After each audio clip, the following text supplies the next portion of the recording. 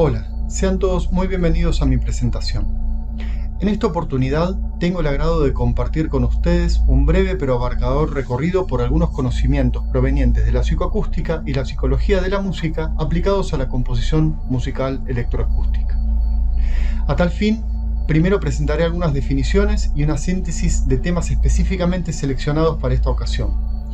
Luego expondré apreciaciones en torno a la aplicación de las estrategias derivadas de tales temas a la composición electroacústica y finalmente les compartiré algunos fragmentos de composiciones de mi autoría a modo de ejemplo. Espero que mi presentación sea de su agrado, les aporte conocimientos valiosos y los estimule a continuar transitando este apasionante y vasto camino. En primer lugar, resulta interesante definir qué entendemos aquí por psicoacústica y psicología de la música. La psicoacústica puede ser definida como el estudio de la relación entre las características físicas de los estímulos sonoros recolectados por nuestro sentido de la audición y sus atributos perceptuales. Cuestiones tales como los mínimos valores de energía necesarios para percibir determinado sonido, el enmascaramiento de un sonido por otro,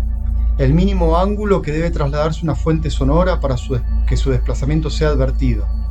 los atributos de un sonido que definen su timbre o los desplazamientos de altura, derivados de la variación de la intensidad en sonidos de frecuencia constante, son solo algunos de los temas que le conciernen. Por otra parte, la psicología de la música es la disciplina cuyos esfuerzos se centran en investigar de manera sistemática cómo la mente interpreta los fenómenos musicales. En términos generales, esta disciplina estudia cuestiones vinculadas con la percepción y la creación musical. Temas tales como la memoria,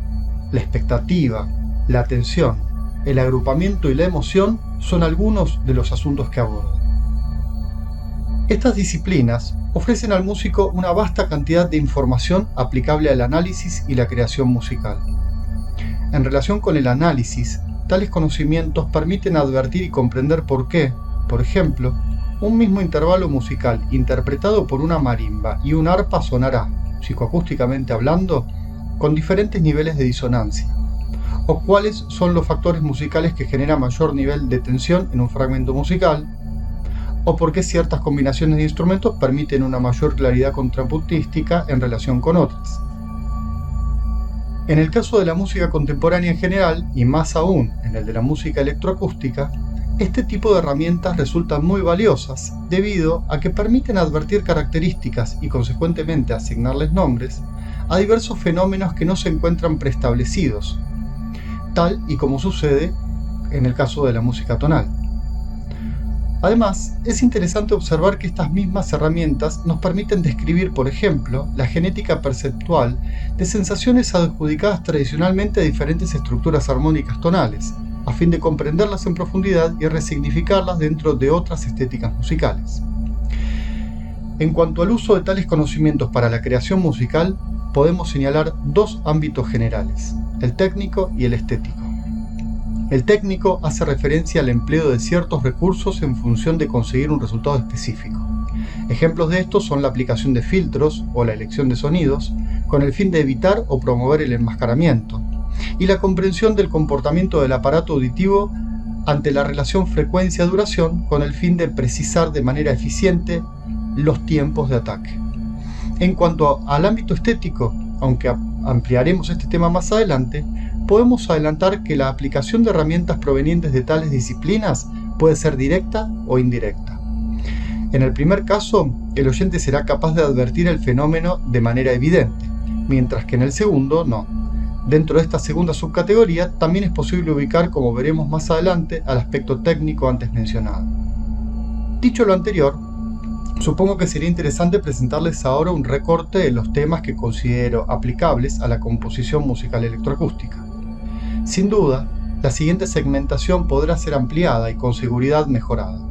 Sin embargo, sospecho que coincidiremos en que contar con un punto de partida, sea cual fuere, conllevará en sí algún tipo de beneficio. Por otra parte, me disculpo anticipadamente por mencionar, sin poder desarrollar a continuación cada uno de los temas en particular, debido a que demandaría más tiempo de aquel con el que contamos hoy, ofreciéndoles como contrapartida mi correo electrónico hacia el final de mi presentación por si se les presenta alguna inquietud, comentario o sugerencia. Para comenzar, como puede observarse desde un punto de vista macroscópico, nuestra segmentación, por cierto bastante previsible, reposa sobre los fenómenos perceptuales característicamente descritos por la psicoacústica, el timbre, la altura, la duración, la sonoridad y la dirección, y las denominadas ilusiones y paradojas auditivas. En relación con el timbre, aspecto crucial para el reconocimiento auditivo de personas y objetos, resulta útil a nuestros fines abordar asuntos tales como cuáles son los parámetros de importancia de su percepción, las cualidades que permiten a los humanos inferir características físicas de la fuente que lo emite, por ejemplo, determinando las particularidades que hacen que un sonido sea considerado producto de percutir un trozo de cuero o un pedazo de metal macizo, sus descriptores, o bien factores identitarios percibidos, que pueden correlacionarse con algún parámetro acústico, y especificidades, que son las características específicas de un timbre que lo diferencia de otros, como por ejemplo el sonido de las llaves de un saxofón, la representación mental del timbre, entre las que se encuentra la representación multidimensional, consideraciones en torno a la mezcla de timbres, transformación del ritmo en timbre y viceversa, la correlación entre el timbre de un sonido y su grado de tensión musical, y el estudio de la interacción tímbrica entre varios sonidos a partir de las leyes de la Gestalt, del análisis de la escena auditiva y de los esquemas de imagen. En cuanto a la altura, uno de los parámetros más utilizados en la mayoría de las músicas, nuestro estudio podrá centrarse en la escucha sintética y analítica, en las particularidades de la percepción sucesiva y simultánea de la altura, en la consonancia y la disonancia, en los sistemas de restricción de altura, como por ejemplo las escalas y los modos, y la interacción entre diferentes sonidos a partir del agrupamiento mediante las leyes de la Gestalt, el análisis de la escena auditiva y los esquemas de imagen. En relación con la duración, equivalente auditivo al espacio visual, de máxima importancia para la música, será conveniente estudiar cuestiones vinculadas con la memoria, la duración de sonidos y pausas, el pulso, el tempo, el metro, el compás, el ritmo y la forma, los aspectos percibidos como límites, cierre, linealidad y repetición, y la interacción entre diferentes sonidos a partir del agrupamiento mediante las leyes de la Gestalt, el análisis de la escena auditiva y los esquemas de imagen. En cuanto al estudio de la sonoridad, también vinculada con el ritmo, y el enmascaramiento, los asuntos destacados a abordar con fines compositivos son los contornos de igual sonoridad y escala de los fonios,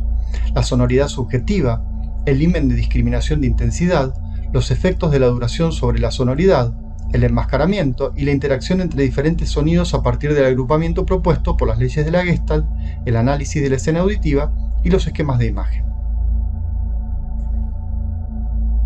Respecto a la dirección, será de nuestro interés estudiar aspectos de la localización y la lateralización, los umbrales de desplazamiento, el oído externo y la combinación torso-hombros en la localización, las funciones de transferencia relacionadas con la cabeza, habitualmente denominadas HRTF, la sensibilidad a la procedencia del sonido, la percepción del contexto ambiental y, una vez más, la interacción entre diferentes sonidos a partir del agrupamiento mediante las leyes de la Gestalt, el análisis de la escena auditiva y los esquemas de imagen. Finalmente, ha llegado el turno de mencionar a las ilusiones y paradojas auditivas.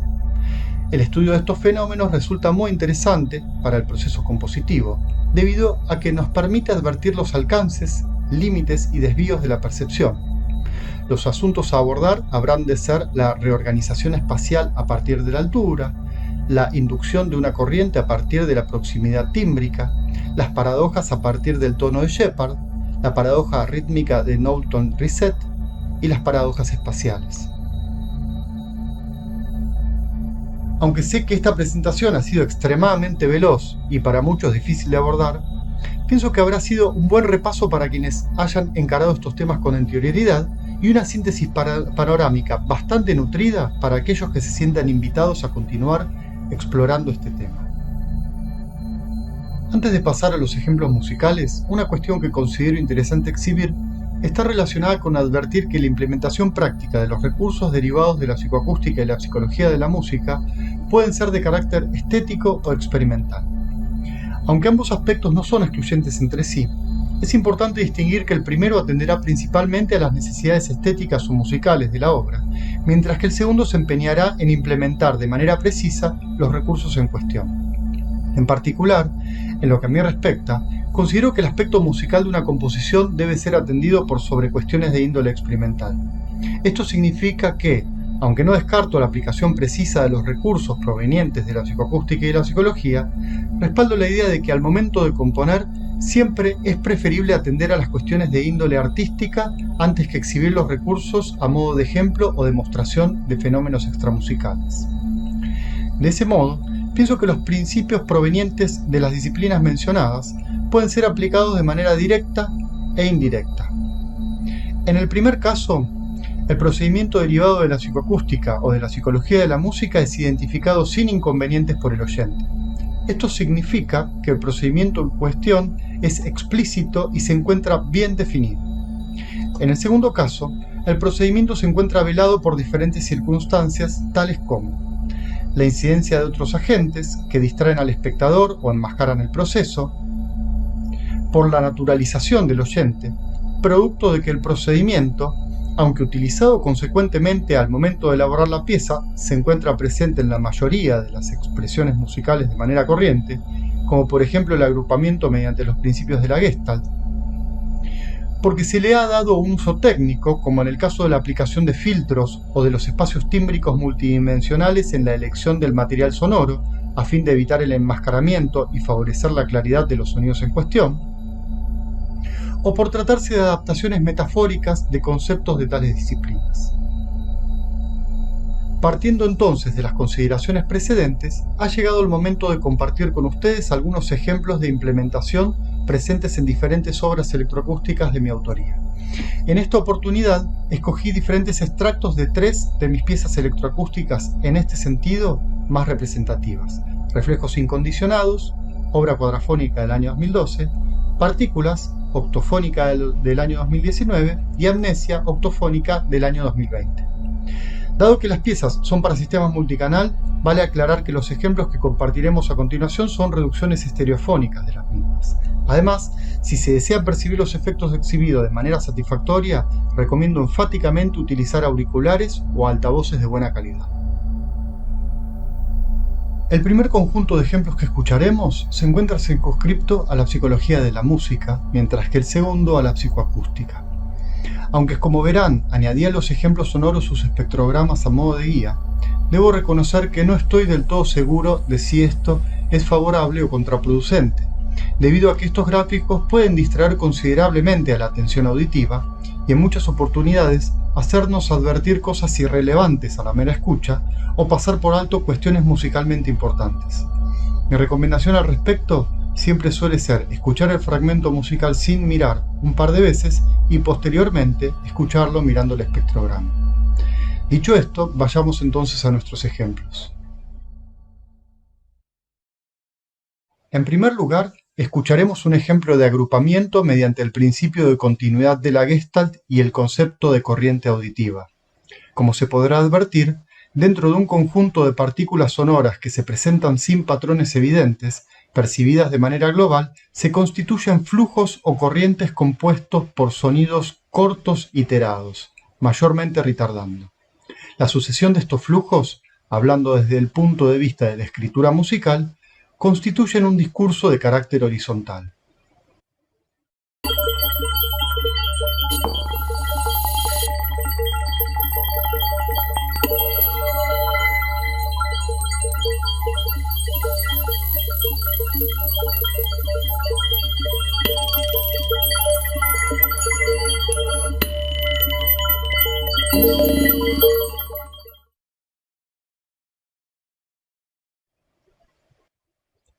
El estudio de la memoria nos permite identificar recursos favorables y desfavorables para el registro mental de eventos. A partir de ellos, surgen consecuencias perceptuales específicas, tales como el incremento y el decremento del nivel de tensión musical y la sensación de estatismo. Para la elaboración del siguiente fragmento, se han tenido en cuenta principalmente aquellos factores que desfavorecen la memorización. Por ese motivo, el devenir sonoro intenta evitar que el oyente organice mentalmente un discurso dirigido, induciendo consecuentemente cierto estado de reposo o relajación constante. Sin embargo, podrá advertirse que a lo largo de este fragmento se oculta un incremento paulatino de componentes parciales que, gracias a su interrelación en frecuencia, tejen a mediano plazo cierto incremento de tensión tímbrica subyacente.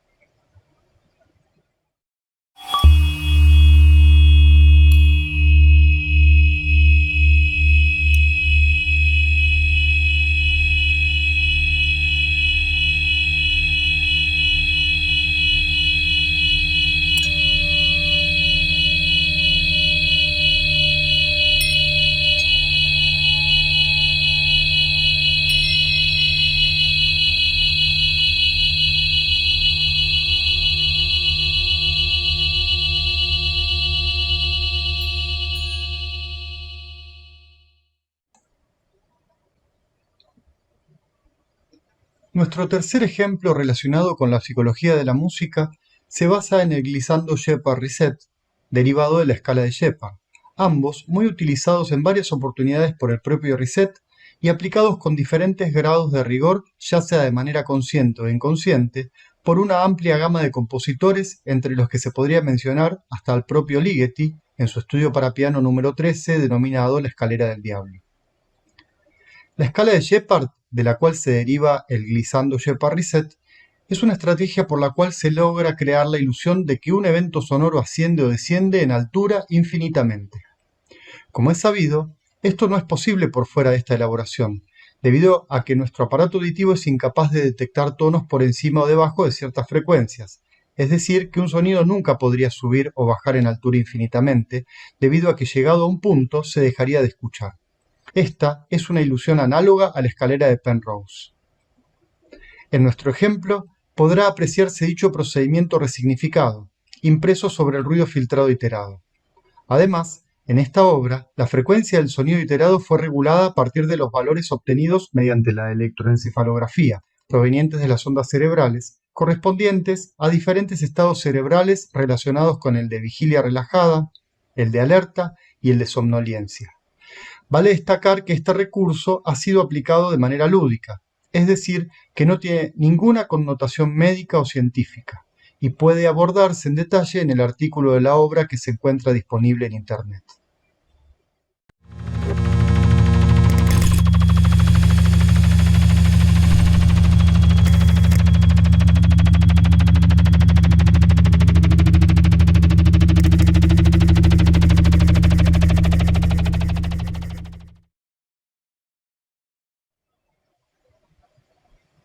A continuación, escucharemos un ejemplo en donde se han implementado batidos del aparato auditivo periférico, es decir, aquellos generados en el oído interno, y central, generados en el cerebro.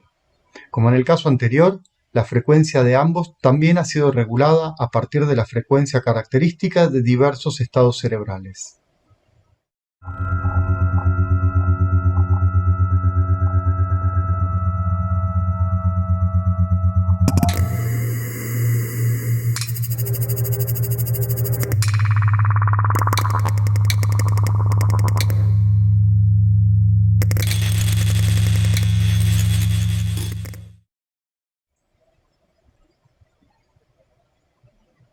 El siguiente fragmento ha sido elaborado teniendo en cuenta las denominadas ventanas de simultaneidad y orden. Estas ventanas son márgenes de tiempo entre los cuales varios sonidos sucesivos son percibidos, dependiendo del tiempo existente entre ellos, como un solo tono complejo fundido con determinado timbre, como varios sonidos sucesivos que no se alcanzan a organizar, es decir, que su orden interno no puede ser evaluado por el cerebro, o como una secuencia clara en la que pueden determinarse el orden y la altura de sus componentes internos.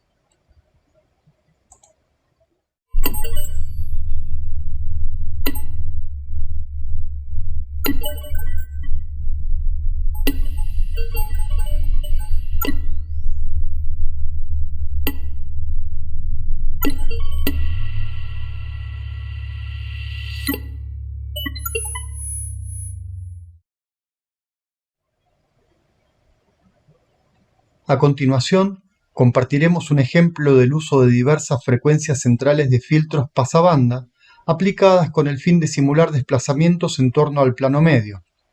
El plano medio puede ser descrito como una semicircunferencia que comienza delante y al centro del oyente y se extiende hasta atrás, pasando por encima de él.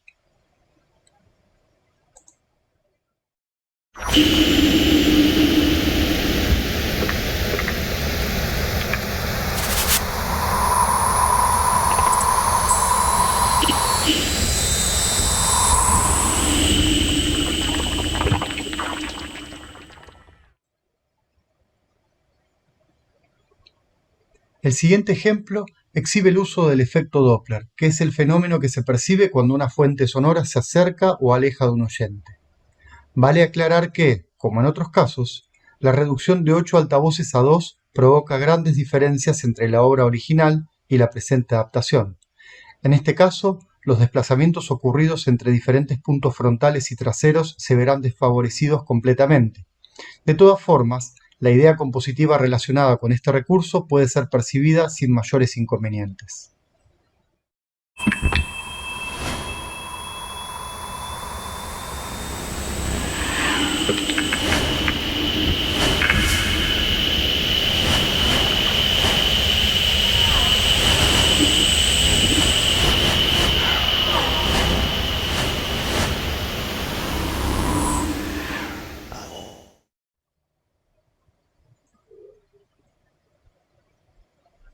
Para finalizar, compartiremos a continuación un fragmento desarrollado a partir del concepto de escucha sintética y analítica.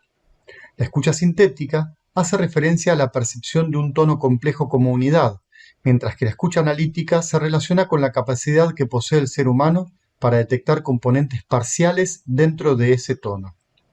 En el fragmento que sigue, podrá advertirse cómo mediante diferencias de duración, interrupciones, acentuaciones y modulaciones entre los diferentes componentes de un tono complejo, se generan estructuras de carácter independiente. Tales estructuras, a su vez, configuran una línea discursiva independiente y complementaria respecto de los sonidos de donde provienen.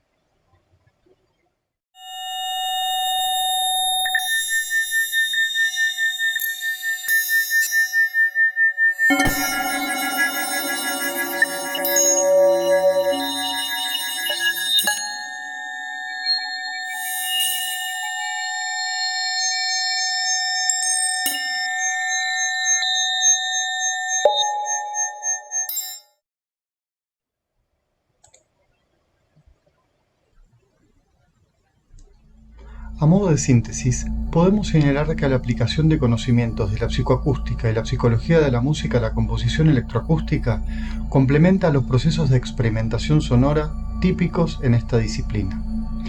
En términos generales, pienso que aporta al menos recursos derivados de la investigación sistemática a la comprensión de la percepción sonoro-musical, favorece al pensamiento musical abstracto, refina la escucha y permite poner en palabras con cierta exactitud procesos y características específicos del material sonoro. De manera más puntual, las herramientas derivadas de tales conocimientos aportarán tanto procesos y estrategias de carácter técnico como estético, ofreciendo al compositor ideas, inspiración y capacidades para la resolución de inconvenientes de diferente índole. Aunque excede esta presentación, creo que es importante destacar que el estudio de estas disciplinas también aporta maravillosas herramientas para la composición de música instrumental y el análisis musical, aunque estos temas serán producto de otra presentación. Si es que han llegado hasta el final de mi exposición, solo me resta agradecer su atenta compañía y desear que mi música y mis palabras hayan conseguido transportar lo que por diferentes medios otros me han enseñado